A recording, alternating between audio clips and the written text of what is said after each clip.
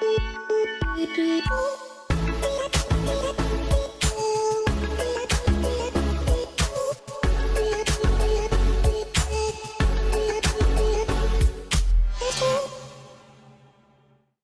everybody, Nate Zeisler here with another edition of the Long Tail Sessions. Thank you so much for joining me here in sunny California. I'm in Culver City today with my good friend Gina Luciani. Hi guys.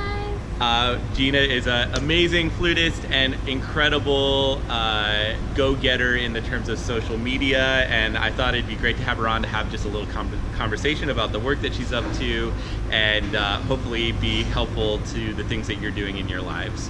So Gina, tell us a little about yourself. First, maybe a little background about where, take us from college to where you are right now. Sure. So I went to Colburn for my undergrad, studied with Jim Walker, and then I continued to study with him and did my master's degree at USC.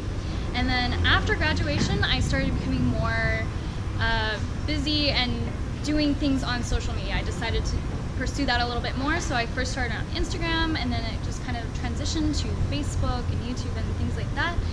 So now what I'm doing actually career-wise is I record for film, television, and video games and live performances, things like that, which is a lot of fun.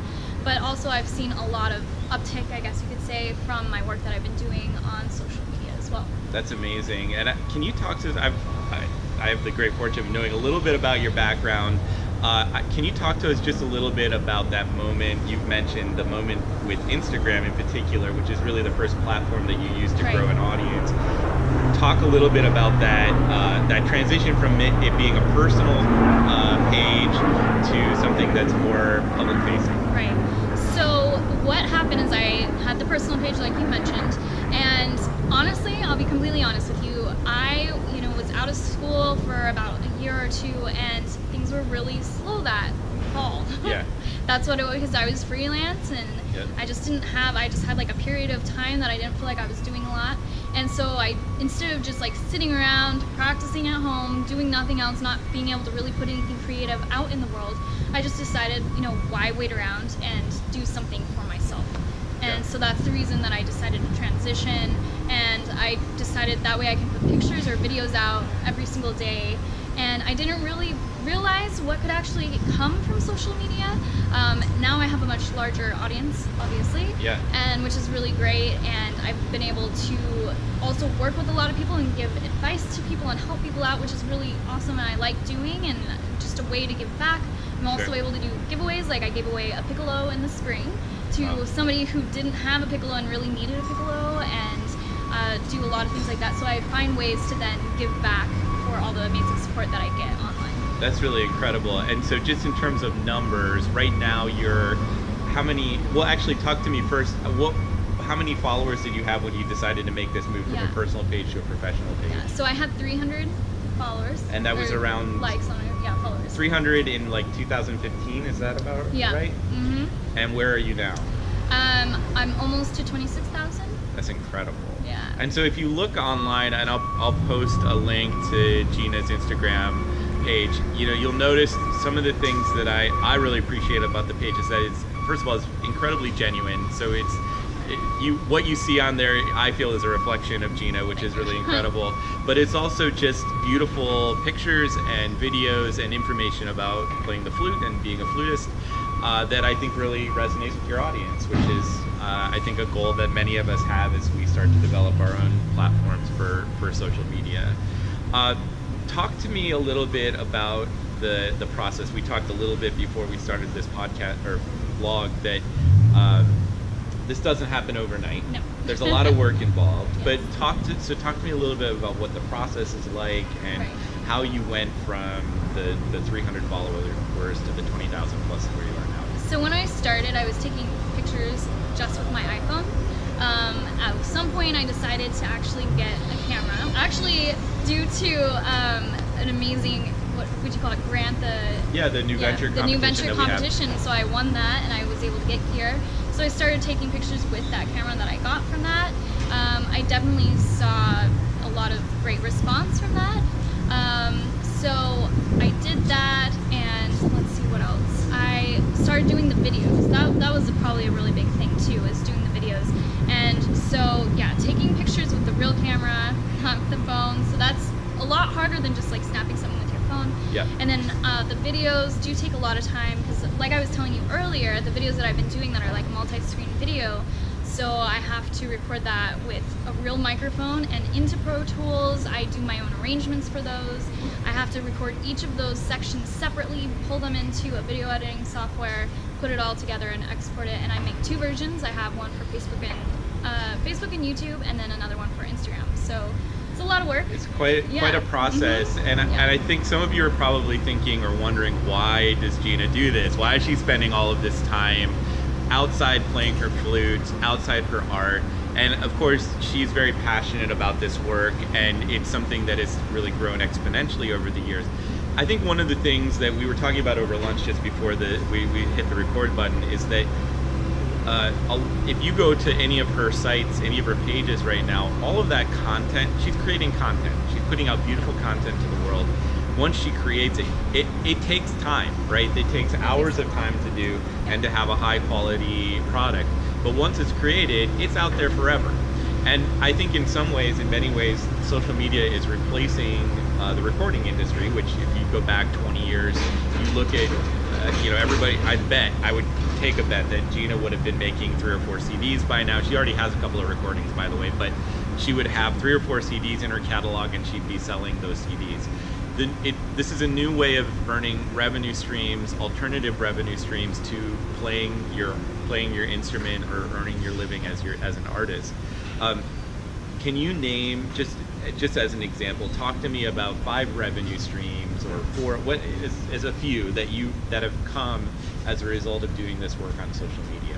Right, so the first one is that I get a lot of remote sessions now that I do. A lot of composers will want to work with me because they saw my work there, and they also see that I do a lot of work with ethnic instruments, ethnic flutes, so they want to use those instruments on their recordings. Mm-hmm. So I have that.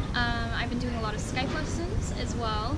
I do have some sponsorships as well from different companies, so they'll say like, we want you to place our product into your feed, and that's something that I'm really careful about because I want to be very genuine with my followers, and I hate it. You always see those, those gummy bears that you always see that like, oh, it makes your hair amazing, and maybe it works, maybe it doesn't, but everybody does it and I don't trust it. And I want my followers to be able to trust me, so I do not put anything up that I don't actually use myself. That's great. And I actually think it's a really good tool because, a lot of people who are following me are not necessarily professionals in the field. Right. And so that I have tested tons of microphones and headphones and, whatever, certain apps or whatever it is. And so I'm actually able to tell them what it is I actually use. Yeah. And sure, maybe I'll make money from that post, but I will only do it if it's something that I believe in, because I don't want to like scam people. Right. So I get a revenue stream from that as well. Also YouTube, with views on YouTube. And now I'm starting to sell merch as well, so that is coming from pretty much all the advertisement. I'm not paying for advertisement, it's just there from social media. Yeah. So, well, it's really been amazing to watch Gina's trajectory over the last 2 years, and I encourage you to follow her on all of her social networks so you can actually see the trajectory as it continues, because essentially this work snowballs. It's not like, Gina started the conversation by saying she had a down, that dip that we all get as freelancers where all of a sudden, it's August and nobody's recording or giving any performances. This actually allows Gina to sustain herself and actually continue to grow the work that she's doing for the long haul. So it's really been amazing to watch, and thank you for sharing some of the insight with our listeners. For those of you who have been following the blog, there are a few questions that I ask every guest. So first question for Gina is, who are you listening to? Who should we be listening to these days? So I actually, unlike a lot of classical musicians, I actually don't listen to classical music all the time. That's not what's playing on my radio. What I found is that you're trained to, every single time you hear classical music, to be analyzing it. Every time, that's in tune. Oh, I liked how they played together at this moment, whatever it is. So it feels like work to me, and obviously there is a time and place for that. Sure. But a lot of times the last thing I want to be doing on my way to work is listening to classical music and feel like I'm working. So I like to listen to, honestly, a lot of top 40 things. So some of my favorite artists are Ariana Grande, A lesser known artist that I really like is Elle King, and the really cool thing is I'm actually playing with her at the Hollywood Bowl next week. Oh, nice. I didn't, like, a lot of people don't actually know who she is, but she's an incredible artist, so I would really recommend you guys listening to them. Great. To her. And also I really like Muse, which is classically inspired, you know, but it's still very different. That's fantastic, and for those who are listening, I'll definitely toss this up on a Spotify mix in the coming week, probably next Wednesday, and I'll post it in the comments below. This just reaffirms for me, we were talking a little bit before we hit the record button, that, you know, I think we have such a diversity of listening habits these days. Nobody is genre specific anymore, and you just reaffirm my point that even if you believe, or you have a group of friends that are only listening to one specific type of music, there's an entire world out there, and I encourage all of you to be thinking about how you can cross-relate the work that you're doing with other genres.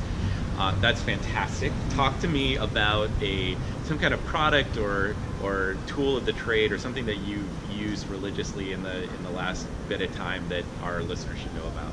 So I lately have been working really hard, and what I realized is that I haven't been paying attention to food. And I know that sounds really funny, but it'll hit 6 o'clock, 7 o'clock, and I realize I don't have anything in the fridge, and I don't want to get up and leave my house in the middle of whatever it is I'm working on. So one thing that I found, and I've been trying it out for the past couple weeks and I really like it, is this company called Thistle.